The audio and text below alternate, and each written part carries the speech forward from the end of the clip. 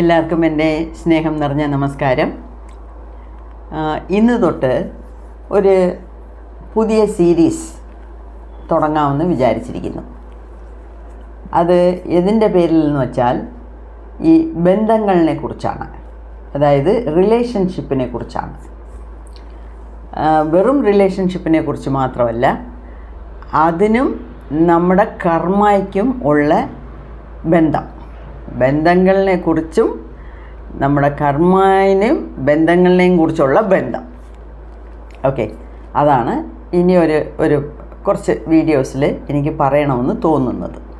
അത് എന്തുകൊണ്ടെന്ന് വെച്ചാൽ, ഇപ്പം ഞാൻ കൗൺസിലിംഗ് ചെയ്യുമ്പം ഒരുപാട് പേര് എന്നെ സമീപിക്കുന്നത് അവരുടെ അമ്മയുടെ പുറത്തുള്ള ദേഷ്യം,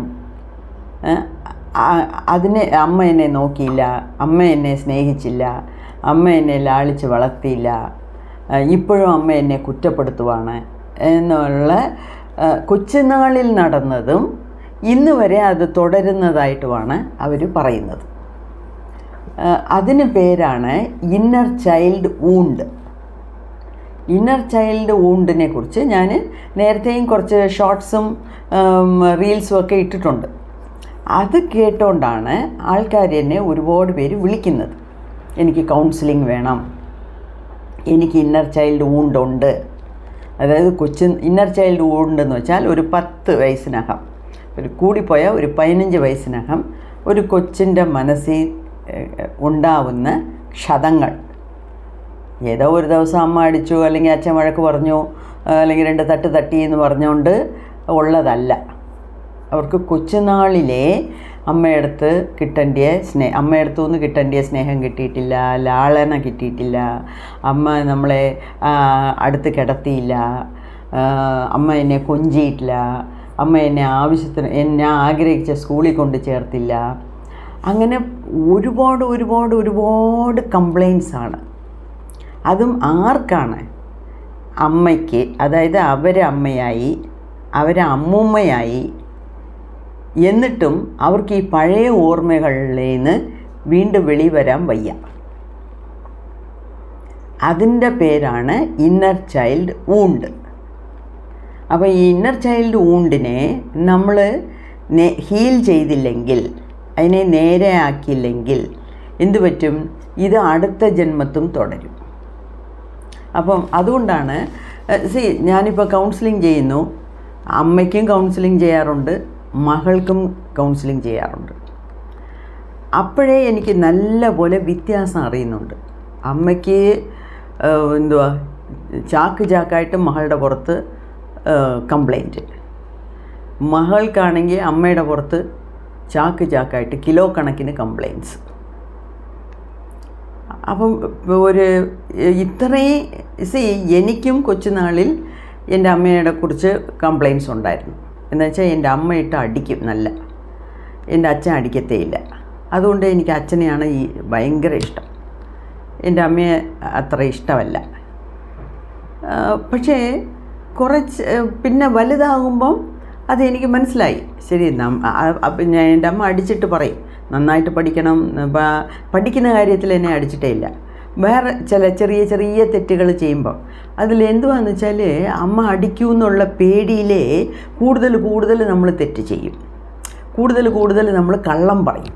അങ്ങനെ ഞാൻ കൊച്ചിലെ ഇഷ്ടംപോലെ കള്ളം പറഞ്ഞിട്ടുണ്ട്. ഇപ്പം എനിക്ക് കള്ളം പറയാനേ അറിഞ്ഞുകൂടാ എന്നുള്ള സ്ഥിതിയിലാണ്. ഐ എം 100% ഓത്തൻറ്റിക് എന്ന് വെച്ചാൽ കുറച്ച് നാൾ കഴിഞ്ഞപ്പോഴേ എനിക്ക് ആ ഭയമൊക്കെ മാറി. അപ്പോഴത്തേക്ക് ഇനി നമ്മൾ കള്ളം പറയേണ്ട കാര്യമില്ല എന്നുള്ള ഒരു തോന്നൽ വന്നു. അത് തോന്നലെന്ന് വെച്ചാൽ നമ്മൾ എഴുതി പഠിക്കുന്ന കാര്യമല്ല, അത് നമ്മുടെ മനസ്സിലെ നമ്മുടെ സ്വഭാവമായിട്ട് മാറുന്നു. ഓക്കെ, പക്ഷേ ഇത്രയും കംപ്ലയിൻസും ഇത്രയും ഇന്നർ ചൈൽഡ് വൂണ്ട്സും എത്ര വയസ്സായിട്ടും മാറുന്നില്ല എന്ന് പറഞ്ഞാൽ ആലോചിച്ച് നോക്കണം. ഇത് ഈ ജന്മത്ത് മാത്രമല്ല, ചിലപ്പം കഴിഞ്ഞ ജന്മത്തെയും തുടർക്കഥയായിട്ട് വരുന്നതാണ്. അത് ഈ ജന്മത്ത് നമ്മൾ ഹീൽ ചെയ്തില്ലെങ്കിൽ അടുത്ത ജന്മവും ഇത് തുടരും. അപ്പോൾ അതിനെക്കുറിച്ചാണ്, ചില റിലേഷൻഷിപ്സിനെ കുറിച്ചൊക്കെ ഞാൻ ഈ യോഗാനന്ദ പരമഹംസ കുറേ പറഞ്ഞിട്ടുണ്ട്, കുറച്ച് ബുക്സുകളൊക്കെ വായിച്ചിട്ടുണ്ട്. പിന്നെ ഇപ്പം ഈ കൗൺസിലിംഗ് തുടങ്ങിയ പിന്നീടാണ് എനിക്ക് ഒരുപാട് കാര്യങ്ങൾ മനസ്സിലാവുന്നത്. അപ്പം എൻ്റെ എക്സ്പീരിയൻസും ഞാൻ വായിച്ചതും ഞാൻ യൂട്യൂബിൽ കുറച്ചൊക്കെ കേട്ടതും ബുക്സുകളിൽ വായിച്ചതും എല്ലാം കൂടെ ചേർത്താണ് എനിക്കറിയാവുന്ന രീതിയിൽ നിങ്ങൾക്ക് ചില കാര്യങ്ങളൊക്കെ പറയണം എന്ന് എനിക്ക് തോന്നുന്നു. അതുകൊണ്ട് തന്നെയാണ് ശരിക്കും പറഞ്ഞാൽ സെയിം സോൾ മെനി ലൈഫ്സ് എന്നുള്ള ഡോക്ടർ വെയ്സിൻ്റെ ബുക്കിൻ്റെ റിവ്യൂ ആണ് അടുത്തത് ഞാൻ തുടങ്ങാനായിട്ടിരുന്നത്. ഇതിന് മുന്നേ ആവശ്യത്തിന് കുറച്ച് അവയർനെസ് തരണമെന്ന് വിചാരിച്ച് 10-12 വീഡിയോസ് ഫ്ലവർ റെമഡീസിനെ കുറിച്ച് ഇട്ടു. ശരി, അത് ആൾക്കാർ കേൾക്കട്ടെ, മനസ്സിലാക്കട്ടെ എന്നുള്ളതാണ്. പിന്നെയും അതിനെ പറയുന്നതിന് ഒരു വ്യത്യാസം വേണം എന്നുള്ളതുകൊണ്ടാണ് ഞാൻ സെയിം സോൾ മെനി ലൈഫ്സ് ചെയ്യാമെന്നാണ് മനസ്സിൽ വിചാരിച്ചുകൊണ്ടിരുന്നത്. അപ്പോഴത്തേക്ക് ഈ കൗൺസിലിങ്ങിൻ്റെ ഇടയിൽ ഇത്രയും വ്യത്യാസങ്ങൾ അമ്മയ്ക്കും മോക്കും ഉണ്ട് എന്നൊക്കെ അച്ഛനും മകനും ഉണ്ട്, അച്ഛനും മോക്കും ഉണ്ട് എന്നൊക്കെ അറിഞ്ഞപ്പോഴാണ് ഞാൻ വിചാരിച്ചത് ഇതിനെക്കുറിച്ച് കുറച്ച് ഡീപ്പായിട്ട് നമ്മൾ മനസ്സിലാക്കണം, ഡീപ്പായിട്ട് നമ്മൾ പറഞ്ഞും കൊടുക്കണം എന്നാണ്. അപ്പോൾ ഇപ്പോൾ ഇനിയുള്ള സീരീസ് എത്ര വരുമെന്ന് എനിക്ക് അറിഞ്ഞുകൂടാ. റിലേഷൻഷിപ്സ് ആൻഡ് കർമ്മ എന്നുള്ള ഹെഡിങ്ങിലായിരിക്കും. എല്ലാത്തിൻ്റെയും ടൈറ്റിൽ കർമ്മ ആൻഡ് റിലേഷൻഷിപ്സ്. കർമ്മയാണ് ആദ്യം, പിന്നെയാണ് റിലേഷൻഷിപ്പ്. സോ അങ്ങനെ വയ്ക്കാം, കർമ്മ ആൻഡ് റിലേഷൻഷിപ്സ്. ഇതിൽ നമ്മുടെ യോഗാനന്ദ പരമഹംസ പറഞ്ഞിരിക്കുന്നത് your mother is your first karma, your mother is your first karma എന്ന് പറഞ്ഞിരിക്കുന്നു. ഫസ്റ്റ് കർമ്മ എന്ന് വെച്ചാൽ ആദ്യം നമ്മൾ ചെയ്ത കർമ്മ എന്നല്ല. ഒരു കാര്യം നമ്മൾ മനസ്സിലാക്കണം. ഈ ഭൂലോകത്ത് നമ്മൾ ജന്മം എടുത്ത് വന്നതിന് എന്ത് കാരണം? 2 കാരണം. ഒന്ന്, നെഗറ്റീവ് കർമ്മയെ കഴിച്ച് തീർക്കണം, അനുഭവിച്ച് തീർക്കണം. രണ്ടാമത്, നമ്മൾ ചെയ്ത പോസിറ്റീവ് കർമ്മയെയും അനുഭവിച്ച് തന്നെ തീർക്കണം. പക്ഷേ ആ അനുഭവം എന്ന് പറയുന്നത് നല്ലത്, ഈ നെഗറ്റീവ് കർമ്മയുടെ അനുഭവം എന്ന് പറയുന്നത് നമ്മളെ വേദനിപ്പിക്കുന്നതായിട്ടിരിക്കും. പക്ഷേ ഇതിൽ ഈ നെഗറ്റീവ് പോസിറ്റീവ് കർമ്മയെ അനുഭവിക്കുന്നതിൻ്റെ കൂടെ വെറുതെ അനുഭവിക്കുന്നതല്ല, നമ്മൾ പാഠങ്ങൾ പഠിക്കണം, നമ്മൾ ലെസൺസ് പഠിക്കണം. ആ പാഠങ്ങൾ പഠിക്കാൻ വേണ്ടിയാണ് നമ്മൾ വീണ്ടും ഈ ജന്മം എടുത്ത് ഈ ഭൂമിയിൽ വരുന്നത്. എന്താണെന്ന് വെച്ചാൽ ഭൂമി മാത്രമേ ഒരു ക്ലാസ് റൂമായിട്ട് നമുക്ക് കണക്കെടുക്കാനൊക്കത്തുള്ളൂ. ഭൂമി എന്ന് പറയുന്നത് തന്നെ ഒരു ക്ലാസ് റൂം. അതിൽ നമ്മൾ വരുന്നു, അവിടെ ഇരിക്കുന്നു, നമ്മൾ പല പാഠങ്ങൾ പഠിക്കുന്നു. നമ്മൾ വന്ന കാര്യങ്ങൾ പൂർത്തിയായാൽ തിരിച്ചു പോകുന്നു. ചിലപ്പം നമ്മൾ വരുന്നു, പഠിക്കേണ്ട പാഠങ്ങളൊന്നും പഠിക്കുന്നില്ല. അപ്പോൾ എന്തോ ചെയ്യും? ഇപ്പോൾ ഒരു ക്ലാസ്സിൽ പഠിച്ച് മാർക്ക് വാങ്ങിച്ചാലേ പാസ്സാവത്തുള്ളൂ. പഠിക്കുന്നേ ഇല്ല ഒരു കൊച്ച്, എല്ലാത്തിലും 0 അല്ലെങ്കിൽ 2, 4 സിംഗിൾ ഡിജിറ്റ് മാർക്കാണ് വാങ്ങിക്കുന്നത്. അപ്പോൾ ആ കൊച്ചിനെ അടുത്ത ക്ലാസ്സിലോട്ട് പ്രൊമോട്ട് ചെയ്യുമോ? ചെയ്യില്ല. അതേ ക്ലാസ്സിൽ റിപ്പീറ്റ് അടിക്കാൻ പറയും. അതുപോലെ ഈ ജന്മം നമ്മളെടുത്തത് ചില പാഠങ്ങൾ, എല്ലാ പാഠങ്ങളും ഒറ്റയടിക്ക് ഒരു ജന്മത്തിൽ തീരത്തില്ല. അപ്പോൾ ചില പാഠങ്ങൾ പഠിക്കാൻ വേണ്ടി വരുന്നു. ആ പാഠങ്ങൾ പഠിച്ചാൽ മരിച്ചേ പിന്നീട് അടുത്ത വേറൊരു പുതിയ സെറ്റ് ഓഫ് ലെസൺസ് പഠിക്കാനായിട്ട് വേറൊരു ജന്മം എടുക്കും. ഈ ജന്മത്തെ പാഠം പഠിക്കാതെ തന്നെ പോയാൽ അത് തന്നെ തിരിച്ചും പഠിക്കാൻ പറയും. അതിന് ഒരു 4 ജന്മം എടുത്ത് പഠിച്ചിട്ട് പിന്നെ പുതിയ പാഠങ്ങളിലോട്ട് പോകാനൊക്കത്തുള്ളൂ.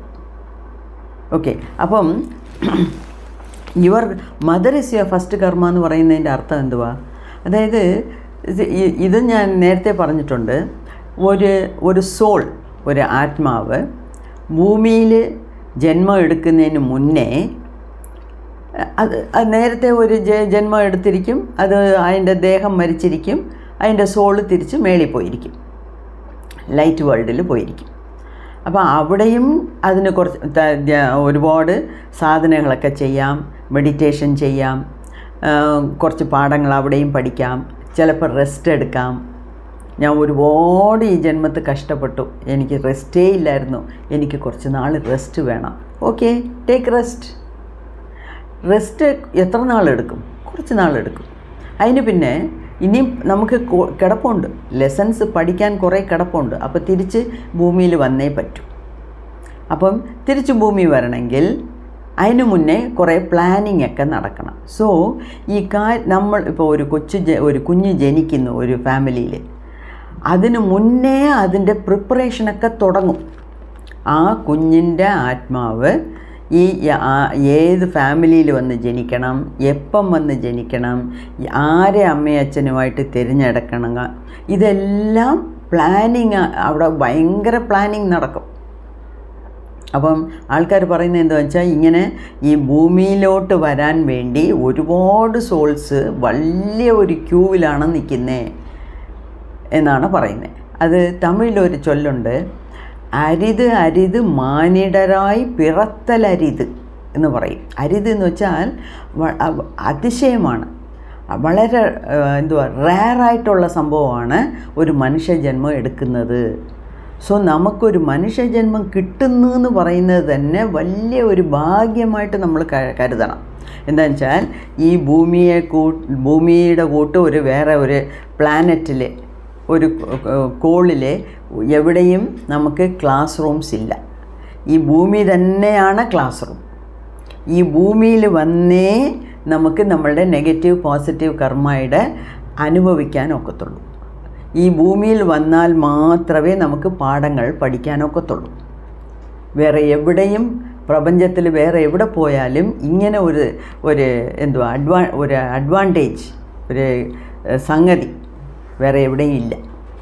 അപ്പം ഈ ഭൂമിയിൽ, അതായത് ഓരോ സോളും ഓരോ ആത്മായും അതിൻ്റെ ഫുൾ സൈസ്, അതിൻ്റെ ഫുൾ പൊട്ടൻഷ്യൽ പഠിച്ച് എടുത്ത് നേരെ ആകുമ്പോഴായിരിക്കും ആ ജീവാത്മാ പരമാത്മായ്ക്ക് തുല്യമാകുന്നത്. അതിന് പിന്നെ അത് പരമാത്മായുടെ കൂടെ എവിടുന്ന് വന്നോ അവിടെ തന്നെ പോയി ചേരാനൊക്കത്തുള്ളൂ. ഓക്കെ, സോ അതിൻ്റെ പേരാണ് ഈ സോൾ പ്ലാനിങ്. അപ്പോൾ ഓരോ സോളും അടുത്ത ജന്മം എടുക്കുന്നതിന് മുമ്പേ മേലോകത്ത് അല്ലെങ്കിൽ ലൈറ്റ് വേൾഡിൽ അല്ലെങ്കിൽ മേളി ആ സോള് അവരുടെ അവരുടെ spirit guides, masters, message from the മാസ്റ്റേഴ്സിൻ്റെ ബുക്ക് റിവ്യൂ ചെയ്തല്ലോ. അതിൽ നിങ്ങളെല്ലാം ശരിക്കും അത് കേട്ടിരുന്നെങ്കിൽ ഒരുപാട് കാര്യങ്ങൾ നിങ്ങൾക്ക് മനസ്സിലായിരുന്നേനെ. അതായത് നമുക്ക് കിട്ടേണ്ട മെസ്സേജ്, സന്ദേശമെല്ലാം ഈ മാസ്റ്റേഴ്സ് നമുക്ക് തന്നുകൊണ്ടിരിക്കുവാണ്. ഇപ്പം ഈ നിമിഷം പോലും ഞാനിവിടെ സംസാരിച്ചുകൊണ്ടിരിക്കുമ്പം എൻ്റെ കൂടെ മാസ്റ്റേഴ്സുണ്ട്. നമ്മളെല്ലാവരുടെ കൂടെയും മാസ്റ്റേഴ്സുണ്ട്. പക്ഷേ ഒരു കാര്യം, ഈ മാസ്റ്റേഴ്സ് നമുക്ക് അപ്പം പറയും. അത് പറയുന്നത് നമ്മൾ എടുത്താൽ അവർ വീണ്ടും വീണ്ടും നമ്മളെ സഹായിക്കും, പറഞ്ഞു തരും. അതാണ് ഒരു എളുപ്പത്തിൽ മനസ്സിലാകാൻ മനസാക്ഷി ഉണ്ടോ, മനസ്സിൽ ഈറനുണ്ടോ എന്നൊക്കെ ചോദിക്കുന്നില്ല. അതാണ് മാസ്റ്റേഴ്സ്. അപ്പോൾ ആ മനസാക്ഷി പറയുന്നതിൻ്റെ കൂട്ട് നമ്മൾ നടന്നാൽ ഓക്കെ, അവർ വീണ്ടും വീണ്ടും നമ്മളെ സഹായിക്കും. ഈ മനസാക്ഷി ഇല്ലാത്ത രീതിയിൽ മാസ്റ്റേഴ്സ് പറയുന്നത് നമ്മൾ അനുസരിച്ചില്ലെങ്കിൽ മാസ്റ്റേഴ്സ് നമ്മുടെ കൂടെ തന്നെ കാണും, പക്ഷെ അവർ സഹായിക്കത്തില്ല, അവരൊന്നും മിണ്ടത്തില്ല, സൈലൻ്റ് ആകും. ചെയ്തോ, നിൻ്റെ തോന്നിയവാസം കാണിയിട്ട് ഇനി കുറേ നെഗറ്റീവ് കർമാസ് ചെയ്യണോ, ചെയ്ത് കൂട്ടിക്കോ. നിൻ്റെ സഞ്ചിത കർമ്മയുടെ വെയിറ്റ്, ഭാരം തന്നെ കൂടും. നീ തന്നെ വീണ്ടും വീണ്ടും ഇവിടെ ജന്മം എടുത്ത് അനുഭവിച്ചുകൊണ്ടിരിക്കണം. ഞാൻ കൂടെ നിൽക്കാം, അത്രയേ ഉള്ളൂ എന്നുള്ള നിലപാടിലായിരിക്കും മാസ്റ്റേഴ്സ്. അപ്പം ഈ ഒരു സോള് ഭൂമിയിൽ വരുന്നതിന് മുമ്പേ സോൾ പ്ലാനിങ് നടത്തും. സോൾ പ്ലാനിങ് നടത്തുമ്പോഴാണ് ഈ കണക്ക്, ഈ ബാലൻസ് ചെയ്യുന്ന കണക്ക് കൂട്ടൽ നടക്കും. അതായത് നമ്മുടെ സഞ്ചിത കർമ്മയിൽ എത്ര സഞ്ചിത കർമ്മ, സഞ്ചി എന്ന് വെച്ചാൽ ബാഗ്. അപ്പം നമ്മുടെ മുതുകത്ത് വലിയ ഒരു ബാഗാണ് നമ്മൾ ചുമന്നുകൊണ്ടിരിക്കുന്നത്. ആ ബാഗിനകത്ത് പോസിറ്റീവ് കർമ്മയും ഉണ്ട്, നെഗറ്റീവ് കർമ്മയും ഉണ്ട്. അപ്പം അടുത്ത ജന്മം എടുക്കുമ്പം ഇതിൽ എത്ര പോസിറ്റീവ് കർമ്മ കൊണ്ടുവരണം, എത്ര നെഗറ്റീവ് കർമ്മ കൊണ്ടുവരണം എന്നുള്ളത് അവിടുത്തെ സോൾ പ്ലാനിങ്ങിൽ ആ സോൾ ഡിസൈഡ് ചെയ്യും. അതിന് മാസ്റ്റേഴ്സാണ് നമ്മളെ സഹായിക്കുന്നത്. ഈ soul guide, spirit guide, masters എന്നൊക്കെ പറഞ്ഞ് ആ ആത്മാക്കളുണ്ട്, അവർ നമ്മളെ ഗൈഡ് ചെയ്യും. അതിനേറ്റ പോലെയാണ് നമ്മൾ നമ്മളുടെ അമ്മയും അച്ഛനെയും സഹോദര സഹോദരികളെ, മാമ, മാമി, ചിറ്റപ്പൻ, കുഞ്ഞമ്മ, ഇങ്ങനെ പല റിലേഷൻസിനെയും നമ്മളാണ് സെലക്ട് ചെയ്യുന്നത്. ഓക്കെ, അതിൽ ബെസ്റ്റ് സെലക്ഷൻ എന്ന് പറയുന്നത് നമ്മുടെ അമ്മയുടെ സെലക്ഷനാണ്. ഏതമ്മയുടെ ഗർഭപാത്രത്തിൽ നമ്മൾ ജനിക്കണം എന്നുള്ളത് അത് അപ്പം ആ സോളാണ് തീരുമാനിക്കുന്നത്. പക്ഷേ ആ സോൾ മാത്രമല്ല തീരുമാനിക്കുന്നത്, ആ സോളിന് ഒരുപാട് മാസ്റ്റേഴ്സ് ഗൈഡ് ചെയ്യും. ഇതിൽ എങ്ങനെ ഗൈഡ് ചെയ്യുമെന്ന് വെച്ചാൽ, ഇപ്പോൾ സോളിന്, അതായത് നമ്മുടെ ആത്മായ്ക്ക് കുറച്ച് പാഠങ്ങൾ പഠിക്കണം. അപ്പം ഈ പാഠങ്ങളൊക്കെ പഠിക്കാൻ ഏതുവായ അതിന് സാഹചര്യങ്ങൾ, അത് പഠിപ്പിച്ചെടുക്കാനുള്ള സാഹചര്യങ്ങൾ നിറഞ്ഞ ഒരു അറ്റ്മോസ്ഫിയർ, ഒരു എൻവയറമെൻറ്റിലായിരിക്കും നമ്മൾ ജനിക്കുന്നത്. അപ്പം എങ്ങനത്തെ ഫാമിലിയിലാണ് നമ്മൾ ജനിക്കേണ്ടിയേ, എൻ്റെ അമ്മ ആരാ, എൻ്റെ അച്ഛൻ ആരാ എന്നൊക്കെ നമ്മൾ മുൻകൂട്ടിയെ തീർമാനിക്കും. മനസ്സിലായോ? സോ അതുകൊണ്ട് അപ്പം നമ്മൾക്ക് സോൾ ആദ്യം വന്ന് ഭൂമിയിൽ ഇറങ്ങുന്നത് എവിടെ? ഒരമ്മയുടെ ഗർഭപാത്രത്തിൽ. അതുകൊണ്ടാണ് your mother is your first karma എന്ന് പറയുന്നത്. ഇതിൽ ഇപ്പം ഈ അമ്മയെ, അപ്പം ഇത് ഒരുപാട് പേര് അങ്ങനെയൊക്കെയാണ് വിചാരിച്ചുകൊണ്ടിരിക്കുന്നത്. ഇപ്പോഴും ഞാനും കുറേ നാളൊക്കെ അങ്ങനെയൊക്കെ തന്നെ വിചാരിച്ചത്. എന്തുവാ, അത് ഒരു ക്രമരഹിതമായ ഉള്ള ഒരു കാര്യമല്ല. അതായത് ഈ ക്രമേണ ഇതിന് ഇങ്ങനെ അങ്ങനെ ഈ ക്രമരഹിതമായ റാൻഡമായിട്ട് നടക്കുന്ന കാര്യങ്ങളല്ല. അതായത് യാദൃശ്യമായി നടക്കുന്ന കാര്യങ്ങൾ. ഏതോ ഒരു സോള് വന്നു ഒരമ്മയുടെ ഗർഭപാത്രത്തിൽ കയറി, അങ്ങനല്ല. യാദൃശ്യമായിട്ട്, അല്ലെങ്കിൽ ആക്സിഡൻ്റലായിട്ട്, അല്ലെങ്കിൽ കോയിൻസിഡൻസ്, അല്ലെങ്കിൽ ബൈ മിസ്റ്റേക്ക്, ബൈ ചാൻസ് എന്നൊക്കെ പറയത്തില്ലേ, അങ്ങനെ ഒരു വകയും നടക്കത്തില്ല. ഈ ഭൂമിയിൽ നടക്കുന്ന ഓരോ കാര്യവും ഓൾറെഡി പ്ലാൻഡ് ആണ്. മനസ്സിലായോ? സോ അങ്ങനെ ഒരുപാട് പ്ലാനിങ് ഒക്കെ ചെയ്തിട്ടാണ് നമ്മൾ നമ്മളുടെ അമ്മയാരാ അച്ഛനാരാ എന്ന് ഡിസൈഡ് ചെയ്യുന്നത്. ഓക്കെ, ഈ ഡിസിഷനിൽ മെയിനായിട്ട് എന്തുവാണോ, നമ്മളുടെ സ്പിരിച്വൽ എവല്യൂഷന് ഏത് സാഹചര്യങ്ങൾ നമ്മളെ സഹായിക്കുമോ ആ സാഹചര്യങ്ങൾ നിറഞ്ഞ ഒരു വീട്ടിലായിരിക്കും നമ്മൾ ജനിക്കുന്നത്. സ്പിരിച്വൽ എവല്യൂഷൻ എന്ന് വെച്ചാൽ എന്തുവാ? ആത്മീയതയോടുകൂടി ഉള്ള പരിണാമ വളർച്ച. അതായത് സോള് ഓരോ ജന്മം എടുക്കുമ്പോഴും അത് വളരണം. അത് എങ്ങനെ വളരുന്നു? സൈസിൽ വളരുന്നതല്ല, പാഠങ്ങൾ പഠിച്ച് അതിൻ്റെ മെച്യൂരിറ്റി കൂടിക്കൊണ്ട് വരും. അതിൻ്റെ അറിവ്, അതിൻ്റെ ജ്ഞാനം, അതിനെ കൂട്ടിക്കൊണ്ട് വരണം. മനസ്സിലായോ? സോ ഏത് അമ്മയുടെ വയറ്റിൽ ജനിച്ചാൽ നമുക്ക് ചില പാഠങ്ങൾ പഠിക്കാൻ പറ്റും. ആ അമ്മയുടെ വയറ്റിലായിരിക്കും നമ്മൾ വന്ന് ജനിക്കുന്നത്. പൊതുവേ അമ്മമാരൊക്കെ വളരെ സ്നേഹം കാണിക്കുന്നവരാണ്. അൺകണ്ടീഷണൽ ലവ്, മദർ എന്ന് പറഞ്ഞാൽ അൺകണ്ടീഷണൽ ലവ് ആണ്. അൺകണ്ടീഷണൽ ലവ് എന്ന് വെച്ചാൽ നീ എന്നെ സ്നേഹിച്ചാലേ നിനക്ക് ഇന്ന് ചോറ് തരത്തുള്ളൂ, അല്ലെങ്കിൽ നിന്നെ നോക്കത്തുള്ളൂ ഒന്നും പറയത്തില്ല. ഒരമ്മയും വിചാരിക്കത്തില്ല. നമ്മൾ ഒരമ്മയുടെ നെഞ്ചത്തിട്ട് ചവിട്ടിയാലും അമ്മ ക്ഷമിച്ചിട്ട് അയ്യോ എൻ്റെ കുഞ്ഞെന്തോ ചെയ്യുന്നോ, അയ്യോ എൻ്റെ കുഞ്ഞിന് വയറ് വിശക്കുമല്ലോ, അങ്ങനെ വിചാരിക്കുന്ന ഒരു മനസ്സാണ് ഒരു അമ്മയുടെ മനസ്സ്. പക്ഷേ ഈ പൊതുവേ അമ്മയുടെ ഒരു ഗുണം, എങ്ങനത്തെ ഗുണങ്ങളുള്ള അമ്മയാണ് നമ്മൾ തിരഞ്ഞെടുക്കുന്നതെന്ന് വെച്ചാൽ, ഏതൊക്കെ പാഠങ്ങൾ നമുക്ക് പഠിക്കണോ ആ പാഠങ്ങൾ പഠിപ്പിക്കാൻ കപ്പാസിറ്റി ഉള്ള ഒരമ്മയായിരിക്കും. അതായത് ഇപ്പം നമുക്ക് സ്നേഹത്തിന് വിലയില്ല, സ്നേഹത്തിനെക്കുറിച്ച് ഒരു വിലയില്ല. അങ്ങനെ ഉള്ളപ്പം എങ്ങനത്തെ ഒരമ്മയായിരിക്കുമെന്നോ, നമ്മളടുത്ത് സ്നേഹമേ കാണിക്കാത്ത ഒരമ്മയായിരിക്കും. ഭയങ്കര റൂഡായിരിക്കും, അടിച്ചിട്ട് തകർത്ത് കളയും. എന്താണെന്ന് വെച്ചാൽ അപ്പോഴാണ് ആ സ്നേഹത്തിൻ്റെ വില നമുക്ക് മനസ്സിലാവുന്നത്. എൻ്റെ അമ്മ എന്നെ സ്നേഹിക്കാറേ ഇല്ല. എൻ്റെ അമ്മ ഭയങ്കര പാർഷ്യാലിറ്റിയാണ്. ഞങ്ങൾ 2 പേരാണ്. എൻ്റെ അനിയത്തിയെ എൻ്റെ അമ്മ ഒരുപാട് ലാളിച്ച് വളർത്തു. എന്നെ ചവിട്ടി തേച്ചു, അടിച്ച് നോർക്കി കളഞ്ഞു. ഒരു കൺസിഡറേഷനും എനിക്കില്ലായിരുന്നു. അല്ലെങ്കിൽ എൻ്റെ അമ്മ എന്നെ അടുത്ത് കിടത്തിയിട്ടേ ഇല്ല. എൻ്റെ അനിയത്തി ഉടനെ ജനിച്ചു. അതുകൊണ്ട് എന്നെ എൻ്റെ അമ്മമ്മയുടെ വീട്ടിലാണ് കൊണ്ടുവിട്ടത്. അപ്പം അവിടെയൊക്കെ നമ്മൾ സ്നേഹത്തിന് ഏങ്ങും. അയ്യോ, എനിക്ക് ആരും എന്നെ സ്നേഹിക്കാനില്ലല്ലോ. അപ്പം ഇത് എന്തിനാന്ന് വെച്ചാൽ, അപ്പം എന്തുവാ പാഠം പഠിക്കുന്നതെന്ന് വെച്ചാൽ, ലോകത്ത് ഏറ്റവും വലിയ ഒരു കാര്യമാണ് സ്നേഹം. രണ്ടാമത് അത് എന്തുവാ പഠിക്കുന്നതെന്ന് വെച്ചാൽ, നമുക്ക് സ്നേഹം കാണിക്കാത്ത ഒരു അമ്മയുടെ അടുത്ത് ജനിച്ചതുകൊണ്ട് ആ സ്നേഹം വേറെ എവിടെയും ഇല്ല, അത് നിൻ്റെ മനസ്സിൻ്റെ ഉള്ളിലാണ് ഉള്ളത് എന്നുള്ള കാര്യം പഠിക്കും. അപ്പോൾ മൂന്നാമത്തെ എന്തോ പാഠം പഠിക്കും, എനിക്ക് സ്നേഹം കിട്ടിയില്ല. സ്നേഹമെന്ന് പറഞ്ഞത് വിലപ്പെട്ട ഒരു സംഗതിയാണ്. സ്നേഹമില്ലെങ്കിൽ നമുക്ക് ജീവിക്കാനേ പറ്റില്ല. അങ്ങനെ ഒരു പാഠം പഠിച്ചാൽ അറ്റ്ലീസ്റ്റ് അവരുടെ കുഞ്ഞുങ്ങളുടെ അടുത്ത് വരുമ്പം അത് കുഞ്ഞുങ്ങളുടെ അടുത്ത് മാത്രമല്ല, ചുറ്റിലുമുള്ളവരുടെ അടുത്തൊക്കെ സ്നേഹം കാണിക്കാൻ തുടങ്ങും.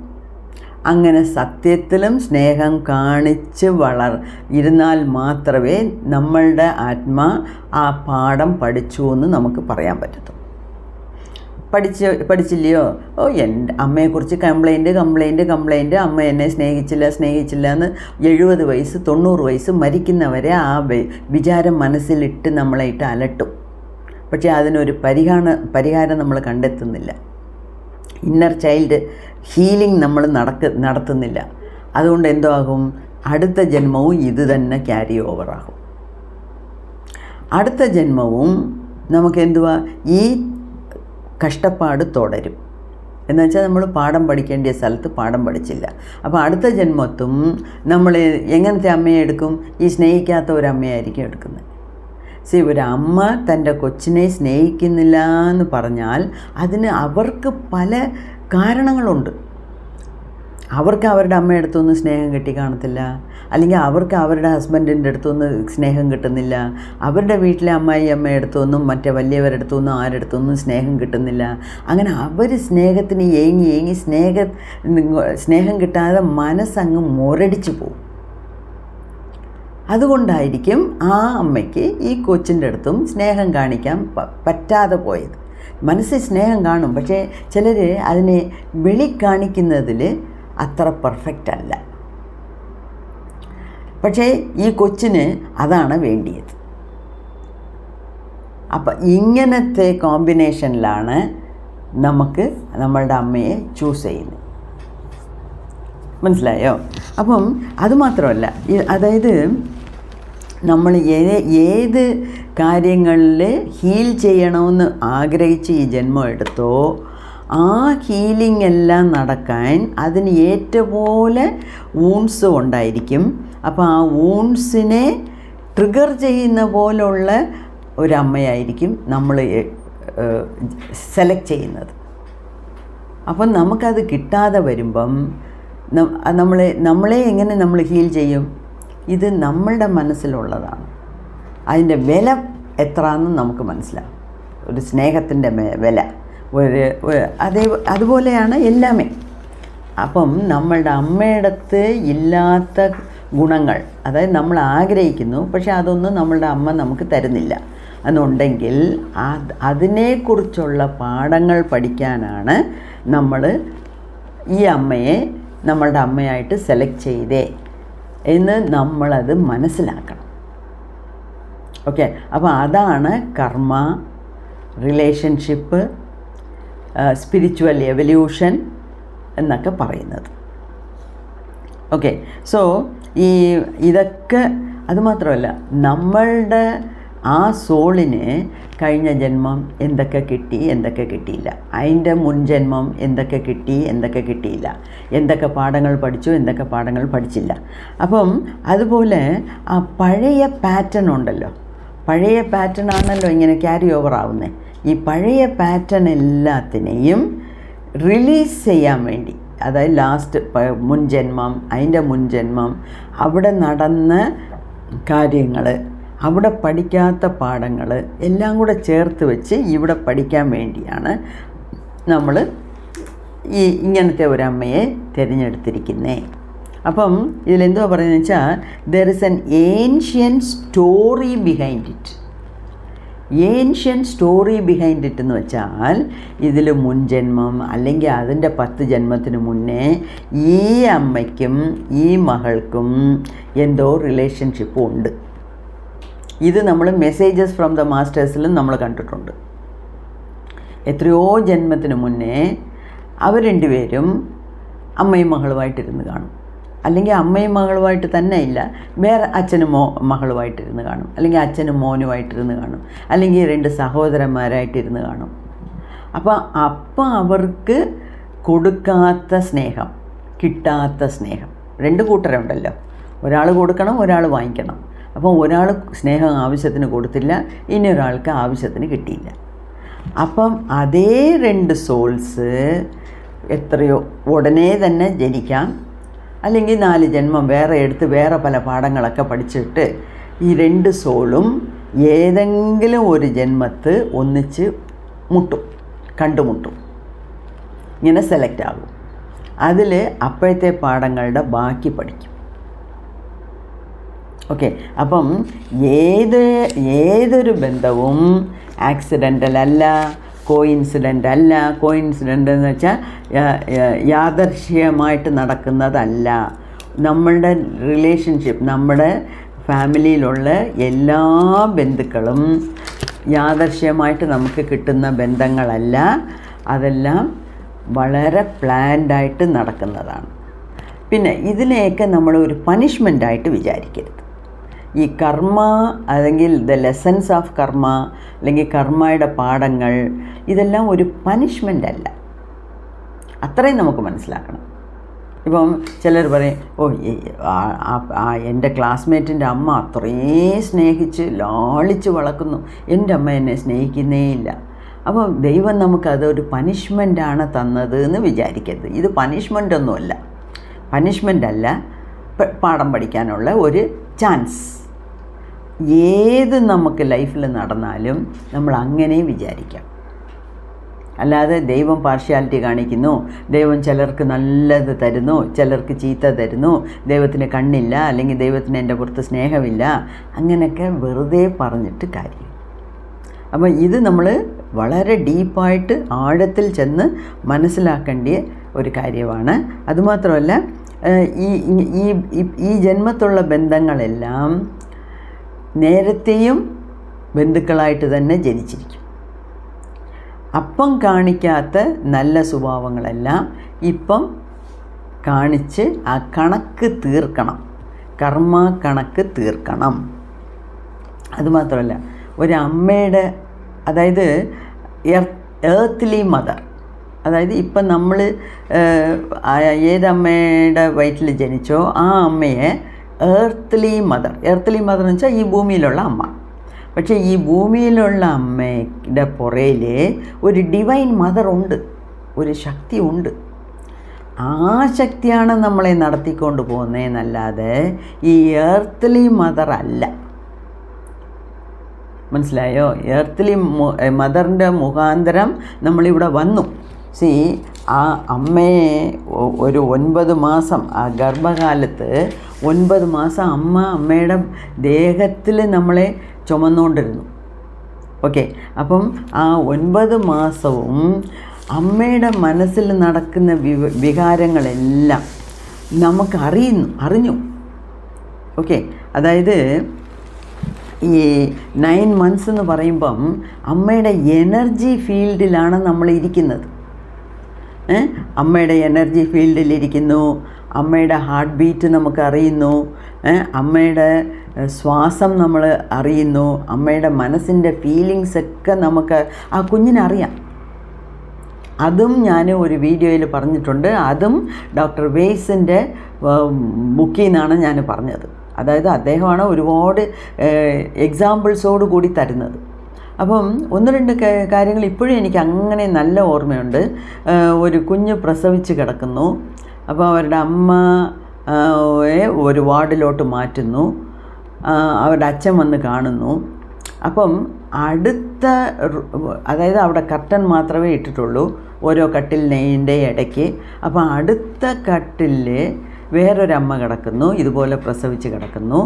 അപ്പം അവിടെ എന്ത് സംഭവിച്ചു എന്നുള്ളത് വരെ ഈ കൊച്ചിന് മനസ്സിലാവുന്നു. എന്നുവെച്ചാൽ ആ അമ്മയുടെ ഫീലിങ്സ് ഈ കൊച്ചിന് വരെ മനസ്സിലാവുന്നു. അതൊക്കെ അതിനകത്ത് പറഞ്ഞിട്ടുണ്ട്. സോ ഇതെല്ലാമേ നമുക്ക് പാഠങ്ങൾ പഠിപ്പിക്കാൻ കിട്ടുന്ന അവസരങ്ങൾ എന്ന് മാത്രം വിചാരിച്ചാൽ മതി.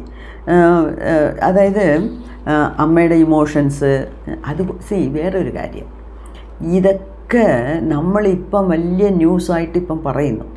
ഇത് പണ്ടേ കാലത്തുള്ളവർക്ക് ഇതിനേക്കാട്ടിലും കൂടുതൽ അറിഞ്ഞിരുന്നു. അതുകൊണ്ടാണ് ഒരു സ്ത്രീ ഗർഭിണിയായാൽ, പ്രഗ്നൻ്റ് ആയാൽ അവൾക്ക് എല്ലാ സംരക്ഷകളും ചെയ്തു കൊടുക്കും. എല്ലാ രീതിയിലും അവരെ നോക്കും. അവളെ ഹാപ്പി ആയിട്ട് വെച്ചേക്കാൻ നോക്കും. എന്താണെന്ന് വെച്ചാൽ ആ പ്രഗ്നൻ്റ് ആയിട്ടുള്ള സമയത്ത് എത്രയ്ക്ക് ഹാപ്പി ആയിട്ടിരിക്കുന്നോ അത്രയ്ക്ക് ആ വരുന്ന കൊച്ചും വളരുന്ന കൊച്ചും ഹാപ്പി ആയിട്ടിരിക്കും, ഹെൽത്തി ആയിട്ടിരിക്കും.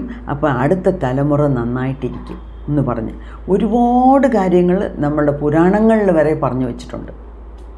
ആരൊക്കെ ആ വീട്ടിൽ വന്ന് ആ പ്രഗ്നൻ്റ് ആയിട്ടുള്ള സ്ത്രീയെ കാണണം, ആര് കാണരുത്, എന്ത് കേൾക്കണം, ആ സ്ത്രീ എങ്ങനെയൊക്കെയാണ് ജീവിക്കേണ്ടത്, ആ 9 മാസം എന്തൊക്കെയാണ് കഴിക്കേണ്ടത്, സകലതും നമ്മുടെ ആൾക്കാർ പണ്ടേ പറഞ്ഞു വെച്ചിട്ടുള്ളതാണ്. ഇപ്പോഴൊക്കെയാണ്, അതായത് എല്ലാ രീതിയിലും ആ ഗർഭിണി പെണ്ണിനെ അവർ നോക്കും, നല്ല രീതിയിൽ നോക്കും. നല്ല രീതിയിൽ നോക്കിയാൽ മാത്രമേ അവർക്ക് നല്ല ഒരു കൊച്ചു ജനിക്കത്തുള്ളൂ. അതുകൊണ്ട് തന്നെയാണ് ആൾക്കാർ ഒരുപാട് അവരെ കെയർ എടുക്കും. പിന്നെ ഇക്കാലത്ത് പെണ്ണുങ്ങളും ജോലിക്ക് പോകാൻ തുടങ്ങി. പിന്നെ വീട്ടിൽ ന്യൂക്ലിയർ ഫാമിലിയായി, വലിയവരാരും ഇല്ല ഇതെല്ലാം പറഞ്ഞു കൊടുക്കാൻ. ഇപ്പം ഏത് വേണമെങ്കിലും യൂട്യൂബിലാണ് ഇട്ട് നോക്കുന്നത്. ടെസ്റ്റ് ട്യൂബ് ബേബി പോലെ ഇക്കാലത്തെ യങ്സ്റ്റേഴ്സ് എല്ലാവരുമേ, ഇളയ തലമുറകളെല്ലാം യൂട്യൂബ് തലമുറയാണ്. അവർക്ക് അമ്മൂമ്മയുടെ അടുത്ത് പോയി ചോദിക്കണം, അല്ലെങ്കിൽ കുറച്ച് വയസ്സായവർ എക്സ്പീരിയൻസ് ഉള്ളവരുടെ അടുത്ത് പോയി ചോദിക്കണം. ഒന്നുമില്ല. അവിയൽ വയ്ക്കുന്ന എങ്ങനെ, തീയൽ വയ്ക്കുന്ന എങ്ങനെയാണെന്ന് യൂട്യൂബിലിടുന്നു, നോക്കുന്നു. ഓക്കെ, അതുപോലെ സകലതും അവർക്ക് ഇപ്പോഴത്തെ ഇളയ തലമുറയെ ഞാൻ വിളിക്കുന്നത് യൂട്യൂബ് ബേബീസ്. അവർക്ക് യൂട്യൂബ് മാത്രം കണ്ടാൽ മതി, അതിലുള്ളത് കേട്ടാൽ മതി. അപ്പോൾ യൂട്യൂബിലും എല്ലാവരും എല്ലാം കറക്റ്റായിട്ട് പറയണമെന്നില്ല. അതിനെക്കാട്ടിലും നമ്മൾ അവരുടെ വീട്ടിൽ വലിയവരുണ്ടെങ്കിൽ അവരുടെ അടുത്ത് കേട്ട് മനസ്സിലാക്കിയാൽ അവർ ചിലപ്പോൾ നമ്മുടെ അമ്മൂമ്മ കാണും, അവർ 10, 12, 15 പ്രസവിച്ച് കാണും. അപ്പോൾ അവർക്ക് എന്തൊക്കെ അനുഭവങ്ങളുണ്ട് അതൊക്കെ നമുക്ക് കേൾക്കാൻ ഇക്കാലത്തെ പിള്ളേർക്ക് ആർക്കും താല്പര്യമില്ല. അവർക്ക് യൂട്യൂബിലാണ് ഇട്ട് നോക്കേണ്ടത്, അല്ലെങ്കിൽ ഗൂഗിളിലാണ് ഇട്ട് നോക്കേണ്ടത്. അത് എപ്പോഴും കറക്റ്റായിരിക്കണമെന്നില്ല. ഓക്കെ, സോ അതിൽ വേറൊന്നുമല്ല, ഈ അമ്മയുടെയും സോള് വളരും, കുഞ്ഞിൻ്റെയും സോള് വളരും. ഓക്കെ, അപ്പം ഈ സ്പിരിച്വൽ പരിണാമത്തിന്, ആത്മീയതയെ കൂടെ വളർന്നു വരാനാണ്, സ്പിരിച്വൽ എവല്യൂഷന് വേണ്ടിയാണ് നമ്മളുടെ റിലേഷൻസിനെയൊക്കെ ഇങ്ങനെ തിരഞ്ഞെടുക്കുന്നത്. അതിനേറ്റ പോലെ നമ്മൾ ആ ഫാമിലിയിൽ വന്ന് ജനിക്കുന്നു. അപ്പോൾ അതിൽ ഫസ്റ്റ് ആൻഡ് ഫോർമോസ്റ്റ് എന്ന് പറയുന്നത് നമ്മുടെ അമ്മയുടെ കാര്യമാണ്. അതാണ് your mother is your first karma എന്ന് പറയുന്നത്. അപ്പം അമ്മ, എല്ലാ അമ്മമാരും പെർഫെക്റ്റായിട്ട് ഇരിക്കണമെന്നില്ല. അപ്പം ചില നല്ല സ്വഭാവങ്ങൾ കാണും, ചില ചീത്ത സ്വഭാവങ്ങളും കാണും. അപ്പം നല്ല സ്വഭാവങ്ങൾ നമുക്ക് പോസിറ്റീവായിട്ടുള്ള എക്സ്പീരിയൻസ് തരുന്നു. അതിൻ്റെ വില നമുക്ക് പഠിച്ചെടുക്കുന്നു. ചില ചീത്ത സ്വഭാവങ്ങളുണ്ട്. ചീത്ത സ്വഭാവങ്ങളെന്ന് വെച്ചാൽ ചില അമ്മമാർക്ക് ക്ഷമയില്ല. ക്ഷമയേയില്ല. അപ്പോൾ പിള്ളേരെ പഠിപ്പിക്കുമ്പോൾ ഇട്ട് അടിന്ന് അടിക്കും. പിന്നെ ഇരുന്ന് കരയും, അയ്യോ എൻ്റെ കൊച്ചിനെ ഞാൻ അടിച്ചല്ലോ എന്ന്. അങ്ങനെ കരഞ്ഞിട്ട് കാര്യമില്ല. അപ്പം അടിക്കുമ്പോഴേ ആലോചിക്കണം. അപ്പം അങ്ങനെ വരുമ്പം അമ്മയും ഒരു ലെസൺ പഠിക്കുന്നു, മകളും ഒരു ലെസൺ പഠിക്കുന്നു. മകൾ എന്തോ ലെസൺ പഠിക്കുന്നത്? ക്ഷമയോടുകൂടി നമ്മൾ വളരണം. ക്ഷമയില്ലാത്ത കൊണ്ടല്ലേ നമുക്ക് ഇത്രയും അടി കിട്ടുന്നത്. അപ്പോൾ നമ്മൾ മറ്റവരെ ക്ഷമിക്കാൻ പഠിക്കണം. ഫർഗിവ്നെസ്, ക്ഷമ നമുക്ക് വേണം. അപ്പോൾ ഇതൊക്കെയാണ് ഒരു സോളിൻ്റെ എക്സ്പീരിയൻസ്. ആ സോളിൻ്റെ എക്സ്പീരിയൻസിൻ്റെ കൂടെയാണ് അത് പല പാഠങ്ങൾ പഠിക്കുന്നത്. ഓക്കെ, സോ ഇങ്ങനെ ഒരുപാട് കാര്യങ്ങൾ പറഞ്ഞുകൊണ്ട് പോകാം. സോ ഇനിയെങ്കിലും 2 കാര്യമാണ് ഇവിടെ ഞാൻ പറയാൻ ഉദ്ദേശിക്കുന്നത്. ഒന്ന്, നമുക്ക് ഇങ്ങനെ എന്തെങ്കിലുമൊക്കെ ഇന്നർ ചൈൽഡ് ഹീലിംഗ് ഉണ്ടെങ്കിൽ നമ്മൾ ഒരു കൗൺസിലർ അടുത്ത് പോകുവാണ്. അതായത് എല്ലാ കൗൺസിലേഴ്സും സ്പിരിച്വൽ കൗൺസിലേഴ്സ് അല്ല. ഇപ്പോൾ ഫോറിനിലൊക്കെ പോയാൽ നിങ്ങൾക്ക് വലുതായിട്ട് സ്പിരിച്വൽ കൗൺസിലേഴ്സ് ഒന്നും കിട്ടത്തില്ല. അവർ പാനിക് അറ്റാക്ക് വരുന്നോ, ഈ മരുന്ന് ഇത് കഴിക്കുന്നോ, അങ്ങനെ ചെയ്യണോ ഇങ്ങനെ ചെയ്യണോ എന്നേ പറയത്തുള്ളൂ. പക്ഷേ ഇന്ത്യയിൽ ഇപ്പം എൻ്റെ ഇൻസ്റ്റാഗ്രാമിൽ ഞാൻ എന്നെക്കുറിച്ച് എൻ്റെ ബയോയിൽ ഇട്ടിരിക്കുന്നത് I M A spiritual healer. എന്താണെന്ന് വെച്ചാൽ ഹീലിങ്ങിൽ എത്രയോ മോഡാലിറ്റീസ് ഉണ്ട്. അപ്പോൾ ഈ സ്പിരിച്വൽ കണക്ഷൻ കൊടുത്ത് മനസ്സിലാക്കുമ്പോഴേ നമുക്ക് അത് കൂടുതൽ ഫലപ്രദമാകത്തുള്ളൂ. ഓക്കെ, മുൻജന്മം കർമ്മ അങ്ങനെ ഇങ്ങനെ അതൊക്കെ വെച്ച് അനുഭവി എന്ന് വെറുതെ പറയുന്നതിനെക്കാട്ടിലും കറക്റ്റായിട്ടുള്ള ആ സ്പിരിച്വൽ രീതിയിൽ ഉള്ള ഒരു വ്യാഖ്യാനം കൊടുക്കുമ്പോഴായിരിക്കും നമ്മളും കുറേ കാര്യങ്ങൾ പഠിക്കുന്നത്.